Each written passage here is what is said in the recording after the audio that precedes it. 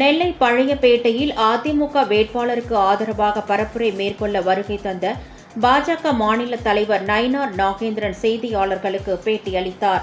அப்போது தமிழகத்தில் சாலைகள், மேம்பாலங்கள் உள்ளிட்ட ஏராளமான திட்டங்கள் மத்திய அரசின் மூலம் நிறைவேற்றப்பட்டுள்ளன எனவும், ஆனால் மாநில அரசு மக்கள் பயன்பாட்டிற்கான முன்னேற்ற திட்டங்களை எதையும் கொண்டு வரவில்லை எனவும் தெரிவித்தார்.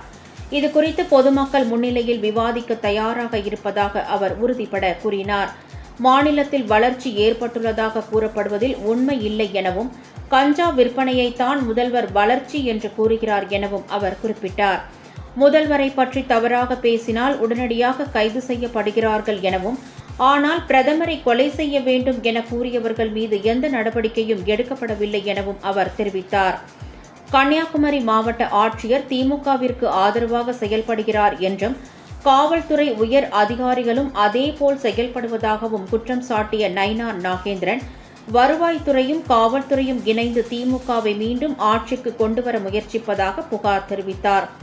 ஆனால் அது நிச்சயமாக நடைபெறாது என்ற நயினார் நாகேந்திரன், அதிமுக அறிவித்த திட்டங்களை பார்த்து காப்பியடித்து திமுக செயல்பட்டு வருவதாக நயினார் நாகேந்திரன் குற்றம் சாட்டினார்.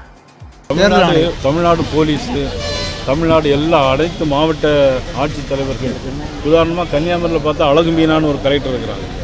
அவங்க பார்த்தா முழுக்க திமுக மாவட்ட செயலாளர் மாதிரியே பணியாற்றுறாங்க. சாத்தூரில் ஒரு டிஎஸ்பி பார்த்தீங்கன்னா எங்களுக்கு எதிராக வேலை பார்த்துட்டு, தமிழ்நாடு முழுக்க இன்றைக்கி போலீஸ் துறையும் வருவாய்த்துறையும் இன்றைக்கி இணைந்து தேர்தலில் எப்படியாவது திமுக கொண்டு வரணுங்கிற நோக்கத்தில் இருந்துகிட்டு இருக்கிறாங்க. நிச்சயமாக அது நடக்காது.